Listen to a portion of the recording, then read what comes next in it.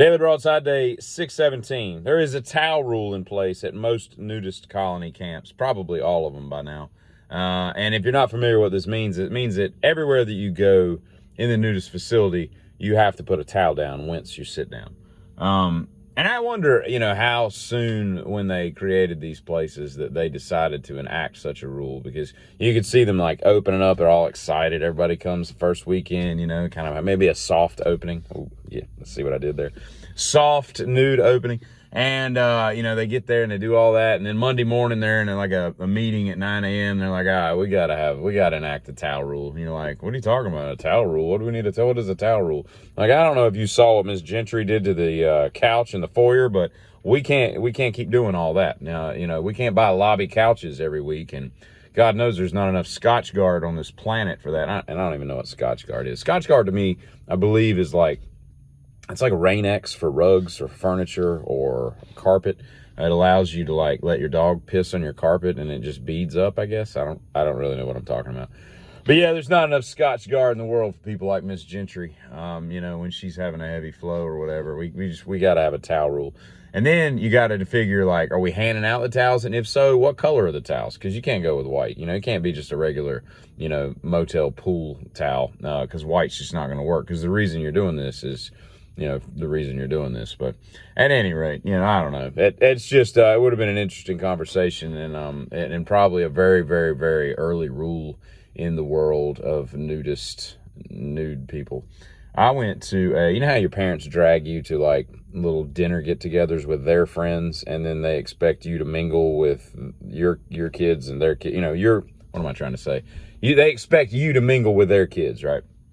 So the parents get along great. They're friends. And you got to, have this awkward interaction with these people you don't know, and you're usually not even close in age and all this. I did this one time. I went over to dinner at my parents' friend's house, and they had, I think the boy was like, he was probably like 3 or 4. I could be wrong. But the girl was like maybe 8 or 9, right? 10, maybe. And I was probably like 12. I was 2 or 3 years older. And so we're sitting there, and I took umbrage with the girl quite quickly because she was just kind of a bitch. And when you're 7, 8, 9 and you're a bitch, you're going to grow up to be a bitch. I mean, it's just sure as the world, right? As sure as Miss Gentry's going to defile that couch in the lobby, you're going to grow up to be a bitch because you're already one at 7. I don't know how you even become a bitch. You don't meet many 7-year-olds that you're like, this bitch. You just don't do that. So when that happens, whatever. Well, we got into disagreement about God knows what. I just wasn't going to play her games.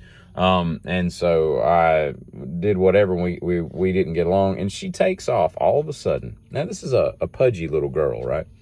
Which maybe explains part of her bitchiness. She's already, putting on water weight at age 7. So, I mean, she's not really happy with the world. But she takes off running into the kitchen or the dining room, wherever the crap the parents were assembled. And she's like, he just called me fat. And I heard her say this, and I was like, I didn't, like, yeah, you're fat, but I didn't say that. And I thought to myself, this bitch, and I go marching in there, and I'm like, I didn't call anybody fat. She just made that up right then and there. If you want me to, I will, but I didn't, and all this, and everybody's trying to calm everybody down and all this. And I thought to myself, what a vindictive bitch at 7 or 8 years old that you're like manipulating a situation to get what you want. Because I guess she thought that they were, my parents were going to like ground me or something. I think on the way home, my dad was like, she is kind of fat, but, so it wasn't really an issue. It was a non-issue really.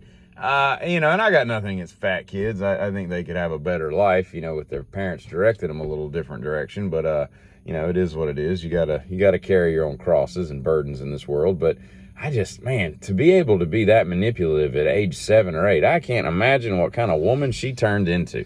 Eyeball back. That's the triumvirate of pain in my life that I cannot deal with. I can deal with it, but I would just rather not. If you could just have no eye pain, no ball pain, and no back pain, everything else is doable. I dropped a dang, I'm remodeling my bathroom, and I had to rewire the entire damn if I get my hands on a guy that built my house, But I'm pulling Romex through the wall and having to drill through all kinds of crap that I didn't know was there. Anyway, I get the fan up in the ceiling, and I set it up there. I go around, and it falls and lands on my forearm, the angle of it, and then, of course, bounces off and puts a small dent in the drywall that I just finished and painted, so now I've got to go back and do some more drywall.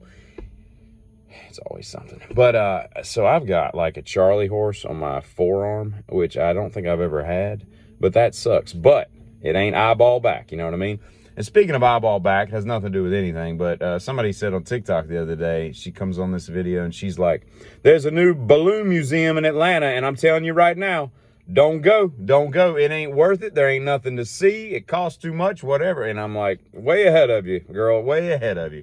Y'all have a great day. Giddy.